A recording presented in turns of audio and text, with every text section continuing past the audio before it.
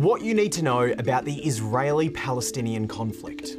The region is experiencing some of the worst violence it's seen in years. It's escalated from clashes in the streets to deadly rocket attacks and airstrikes. What's happening is the result of a number of different recent events. Palestinians have accused Israeli police of heavy-handed policing during Ramadan.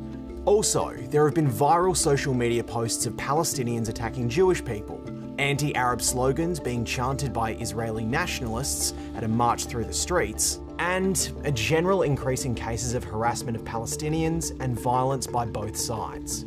All of this is happening against the backdrop of a high-profile court case surrounding the potential eviction of Palestinian families from their homes in the East Jerusalem neighbourhood of Sheikh Jarrah. None of these events on their own may seem big enough to cause this level of violence, but the anger that we're seeing now is fueled by more than a century of tensions, war, oppression, and trauma.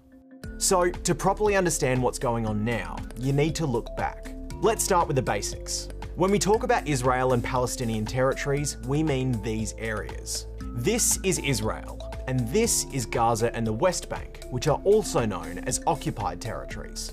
Most of the people who live in Gaza and the West Bank call themselves Palestinians. They have their own governing bodies and speak mostly Arabic, whereas the official language of Israel is Hebrew. Within the UN, more than 130 nations currently recognise the state of Palestine. Others, like the United States, Israel, and Australia, refuse. While violence between Israeli Jews and Palestinians isn't anything new, it wasn't always like this.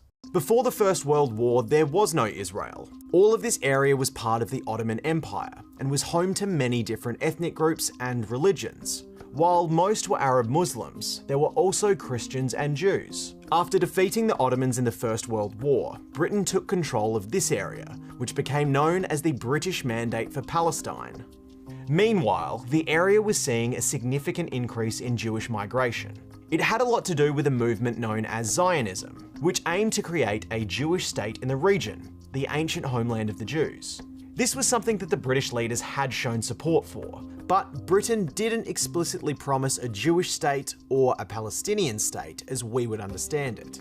At this time, Jewish migrants bought land in the area, which increased tensions between Jewish nationalists and Palestinians, and led to some Palestinian peasants having to vacate lands their families had lived on and farmed, sometimes for hundreds of years. It also led to a Palestinian uprising against the British, who were supported by Jewish militia.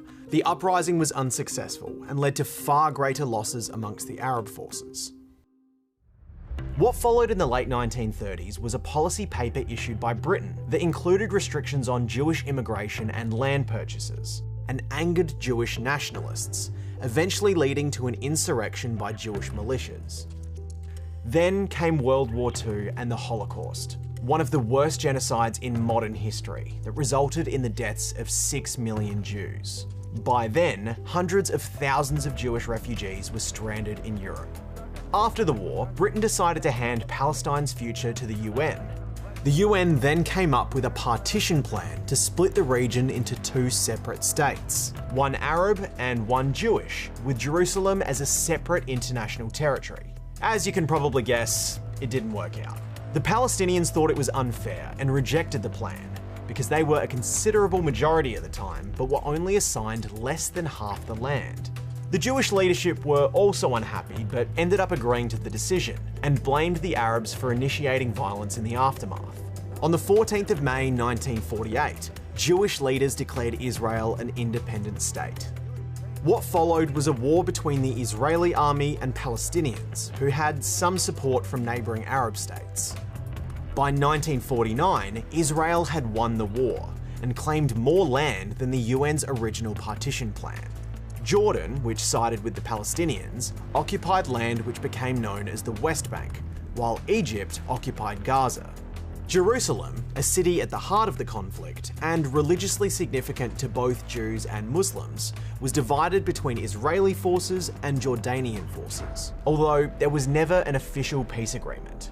Throughout this period, including time before the conflict, it's estimated hundreds of thousands of Palestinians became refugees in neighbouring countries and territories. Many had been forced from their homes, others fled. Fast forward to 1967, and there was another war between Israel and its Arab neighbours. It's known as the Six-Day War, and ended with Israel controlling Gaza, the West Bank, and the Sinai Peninsula. Egypt and Israel signed a peace treaty in 1979, with Israel agreeing to withdraw from the Sinai Peninsula.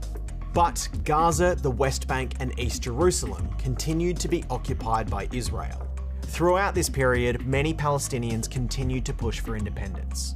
Israel also unilaterally annexed East Jerusalem in 1980, which basically means the forceful taking of one state's territory by another.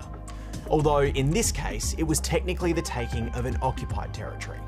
This annexation by Israel is considered illegal by the international community. In 1987, there was a Palestinian uprising known as an Intifada, which involved a series of protests and violent riots. Israel was also criticised by some nations internationally for its strong response. All up, more than 250 Israelis and more than 1,900 Palestinians were killed, including many civilians. There were steps forward in the 90s, when Palestinian Liberation Organization leader Yasser Arafat met with Israeli PM Yitzhak Rabin and agreed to work towards a two-state solution. They came close, but didn't seal a final agreement. Then, in 2000, there was a second, more deadly intifada that lasted almost 5 years. And in 2005, Israel left the Gaza Strip. Just a quick side note, since 2005, Israel disputes that Gaza is occupied. However, Israel largely controls entry into Gaza and directly controls Gaza's maritime territory and airspace, so it's still considered by the international community to be part of the occupied territories. Hopes for peace were further complicated in 2006, when a militant Islamic group known as Hamas won the Palestinian election. The result led to violent clashes between Hamas and rival Palestinian party Fatah. Today, the Palestinian territory's leadership is divided. Hamas controls Gaza, while a coalition government, dominated by the Palestine Liberation Organization and its biggest faction, Fatah, oversee the West Bank. Hamas has been labelled a terrorist organisation by the United States, the EU and Australia, but not by the United Nations. It's been criticised for targeting civilians and for rocket attacks on Israel, which are unguided but can be deadly. All of this history is an important part of understanding some of the reasons behind the conflict today. For the Jewish people, fear and trauma caused by the events of the past century, as well as a number of wars with its Arab neighbours and decades of terrorist attacks, provide a bit of context to its behaviour over the years, which has been criticised for being aggressive and disproportionate. Palestinians, on the other hand, point to the displacement, discrimination, continuing settlement, and daily life under military rule that they say they've faced during this period of time. Israel maintains tight control over Gaza's borders, with severe restrictions on what people and goods can come in and out of the territory. And in the West Bank, Israel has boots on the ground and significant control over everyday life. Over time, Israel's governments have allowed more and more Jewish settlers to move in, which has stirred up new tensions. Jewish settlements and forced expropriation of Palestinian land in the occupied territories are illegal under international law. It's important to note that there is a significant population of Palestinians who remained in Israel and are full citizens, although human rights groups say they still face discrimination. And a recent report by the non-governmental organisation Human Rights Watch has accused Israel of acts of apartheid, persecution, and apparent deliberate attacks on civilians in Gaza. Back to the current situation. Israelis blame Hamas for escalating the conflict by firing rockets from Gaza at the Israeli civilian population, and that their aerial strikes on Gaza are a justified response. Israeli Prime Minister Benjamin Netanyahu has also said that militants will pay a heavy price for their actions.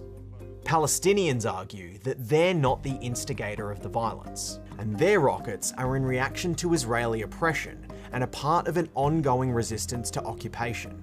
Also, that the conflict is imbalanced, as Israel has a far superior and more deadly military, which has contributed to more damage and a much higher death toll in Gaza in this conflict so far. By this point, hopefully you've got more of an idea of how this latest spate of violence escalated so quickly, and why it has so many people worried. As with most conflicts, innocent people are being caught in the crossfire, and leaders around the world are calling for calm. Things are changing quickly, and many are hoping we're not seeing the start of another major round of violence in this part of the world. Thanks for watching. If you want to see more videos like this, make sure you subscribe to our channel, and also check out the in-depth explainers playlist on the homepage, where we've covered everything from the Myanmar coup and the Armenian genocide to the future of North Korea.